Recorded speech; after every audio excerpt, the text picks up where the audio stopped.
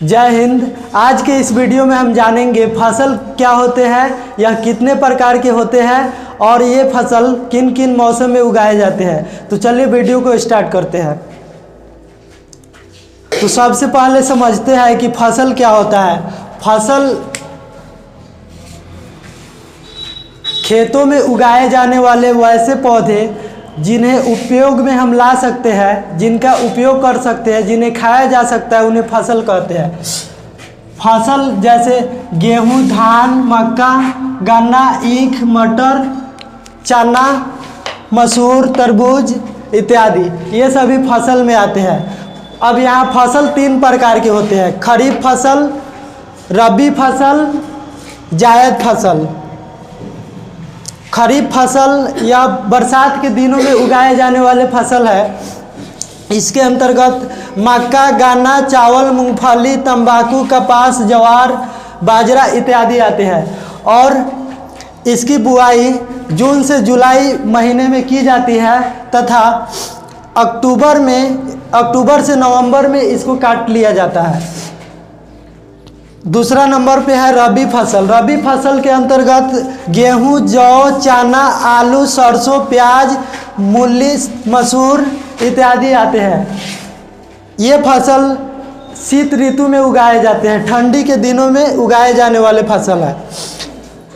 यह इसकी बुआई अक्टूबर से नवंबर में की जाती है और इसको मार्च अप्रैल में काट लिया जाता है। अगला फसल है जायद फसल। इसके अंतर्गत तरबूज, खरबूज, खीरा, ककड़ी, कद्दू, भिंडी इत्यादि आते हैं और इसकी बुआई मार्च से अप्रैल महीने में की जाती है तथा कटाई जून जुलाई में इसको काट लिया जाता है। और लास्ट में आता है नकदी फसल।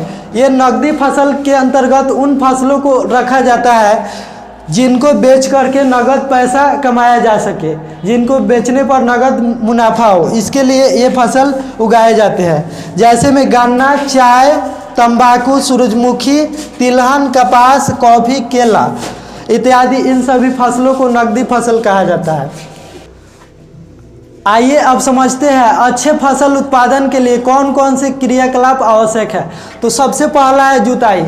अच्छे फसल उत्पादन के लिए खेतों को जोतना बहुत ही ज़्यादा ज़रूरी होता है, क्योंकि खेत जोतने से पौधों की जड़ें मिट्टी में आसानी से चली जाती है और मिट्टी में उपस्थित पोषक तत्व आसानी से मिट्टी में मिल जाते हैं, सभी आपस में मिल जाते हैं, जिससे खेतों में पौधों के विकास के लिए अच्छा होता है।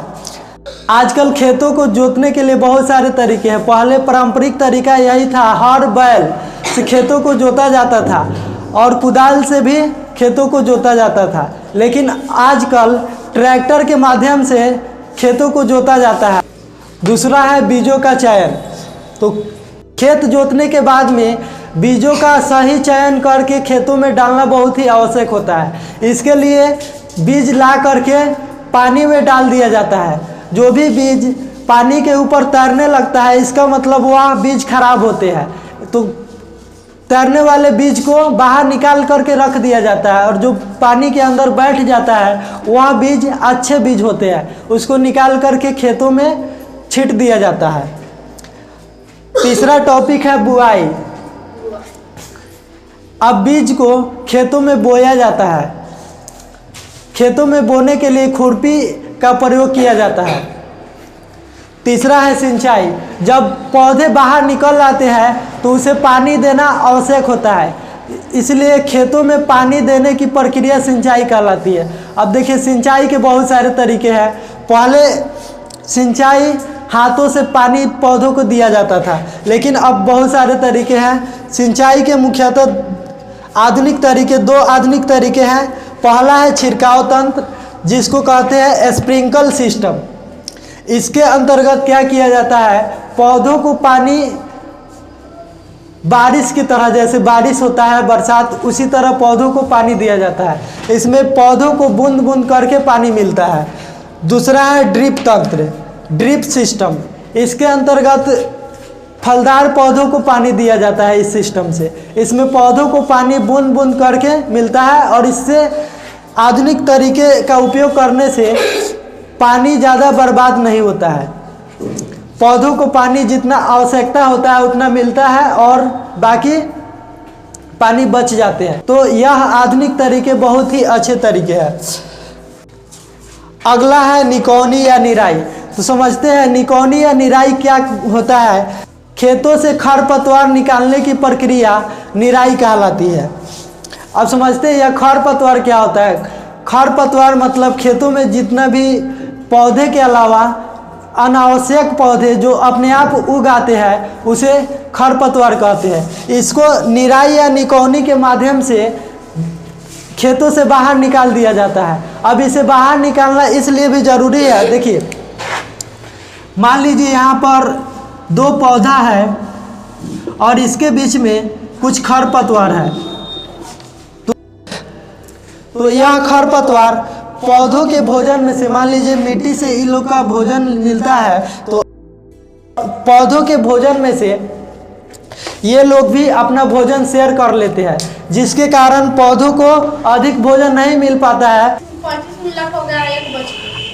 आप देखते होंगे कि जिस खेत में पौधों के साथ में खरपतवार रहते हैं उस खेत के पौधे जल्दी जल्दी बड़े नहीं होते। कारण ये है, ये जो खरपतवार होते हैं इस ससुरा ये लोग का भोजन खा जाता है पूरा के पूरा। जिसके कारण शांत रहो, जिसके कारण ये लोग को तो भोजन नहीं मिल पाता है। इसलिए इस असुरा लोग को उखाड़ करके खेत से फेंक दिया जाता है, जिसको निकौनी या निराई कहते हैं। आइए आगे समझते हैं कटाई। अब जब पौधे तैयार हो जाते हैं खेतों में तो पौधों को सही समय पर काट लिया जाता है। सही समय पर काटना इसलिए ज़रूरी है क्योंकि अगर पौधों को नहीं काटेंगे तो ये पौधे झड़ करके उसमें से जितना भी अनाज रहता है खेतों में ही गिर जाता है, जिसके कारण कटाई समय पर आवश्यक होता है। अब कटाई करने के लिए बहुत सारे तरीके हैं। पारंपरिक तरीका तो यही है कि हंसुआ से खेतों में कटाई किया जाता है, लेकिन अब आधुनिक तरीके आ गए हैं जिसमें नए नए तरीके से मशीनों द्वारा खेतों में कटाई किया जाता है। आधुनिक तरीके से फ़ायदा यही है कि कम समय में जल्दी से खेतों में कटाई समाप्त हो जाती है और लोग अपना खेतों का कटाई छोड़ करके बाहर का भी दूसरा भी काम कर लेते हैं आसानी से। आइए आगे समझते हैं गहाई, उसाई एवं सफाई। अब जैसे ही कटाई हो जाता है समाप्त, उसके बाद में अनाज को पौधों से अलग किया जाता है, जिसके लिए गहाई, उसाई एवं सफाई होता है। इसके लिए अनाज को पौधों से अलग करने के लिए मुख्यतः 2 तरीकों का प्रयोग किया जाता है। पहला तरीका तो यह है कि लोग अपने हाथों से अनाज को पौधों से अलग करते हैं। अब दूसरा तरीका यह है कि अनाज को पौधों से अलग करने के लिए मशीनों का प्रयोग किया जाता है। इसमें हरामा मुख्य रूप से प्रसिद्ध है। हरामा के द्वारा धान और गेहूँ को उसके पौधे से अलग कर लिया जाता है। आगे समझते हैं। अब आगे आता है भंडारण। भंडारण में फसलों को क्या किया जाता है, धूप में अच्छे से सुखा लिया जाता है। धूप में इसलिए सुखाया जाता है क्योंकि ये अनाज खराब नहीं हो। अगर धूप में नहीं सुखाइएगा तो देखिएगा उसमें दहिया जम जाता है, भुआ की तरह जम जाता है। इसलिए धूप में अनाजों को सुखाना बहुत ही ज़्यादा ज़रूरी होता है। धूप में सुखा करके अनाजों को बोरा में, जूट के बोरा में पैक कर लिया जाता है और उसे कोठी में रख करके चाहे गोदाम में रख करके उसको भंडारण कर दिया जाता है, जिसे भंडारण कहते हैं। सुरक्षित कर दिया जाता है और समय समय पर इसका उपयोग किया जाता है। आगे समझते हैं ह्यूमस। यह ह्यूमस क्या होता है, तो ह्यूमस मिट्टी की ऊपरी परत में पाई जाती है। यह मिट्टी को उर्वरा शक्ति होता है, इसी को ह्यूमस कहते हैं। आगे समझते हैं खाद। अब खाद क्या होता है, खाद प्राकृतिक होता है। यह मानव अपशिष्ट, गाय के गोबर, मल मूत्र और जीव जंतुओं के सड़े गले अवशेष से बनाए जाते हैं। अब देखिए उर्वरक। तो यह उर्वरक जो होते हैं रासायनिक होते हैं। यह रसायनों से मिला करके मशीनों द्वारा फैक्ट्रियों में बनाए जाते हैं, जबकि खाद जो होता है यह खेतों में बनाए जाते हैं। गाय के गोबर, राख और मानव अपशिष्ट, जीव जंतुओं के सड़े गले अवशेष के द्वारा खाद बनाए जाते हैं। अब आइए समझते हैं सिंचाई के आधुनिक तरीके। तो सिंचाई के मुख्यतः 2 आधुनिक तरीके होते हैं। पहला तरीका है छिड़काव तंत्र, जिसको बोलते हैं स्प्रिंकल सिस्टम, और दूसरा है ड्रिप तंत्र, जिसको बोलते हैं ड्रिप सिस्टम। आगे आता है खरपतवार। खरपतवार उसे कहते हैं जो खेतों में अनावश्यक पौधे होते हैं, यानी कि पौधों के साथ अनावश्यक उग आते हैं, जिसे खरपतवार कहते हैं। खरपतवार के अंतर्गत झाड़ी आता है, झाड़ियाँ, घास इत्यादि आते हैं। इन सभी को खरपतवार कहा जाता है। ये अनावश्यक होते हैं, इसलिए इसको खेतों से निकाल करके फेंक दिया जाता है ताकि पौधे जल्दी जल्दी बड़े हो सके।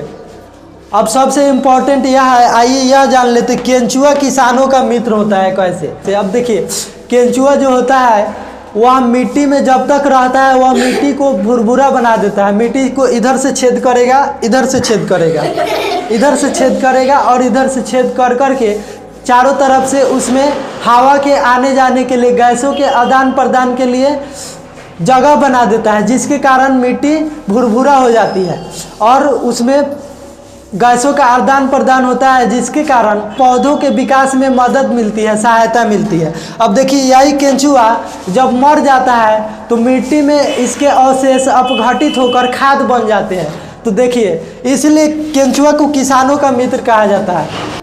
अब देखिए, सच्चा मित्र यही है किसानों का। जब तक यह जिंदा रहता है तब तक तो यह किसानों का हेल्प करबे करता है, लेकिन जब यह मर जाता है तभी भी यह ससुरा खाद बन करके किसानों को, पौधों को बढ़ाने के लिए, ग्रोथ करने के लिए यह खाद का रूप ले लेता है और सहायता करता है। इसलिए केंचुआ को किसानों का सच्चा मित्र कहा जाता है।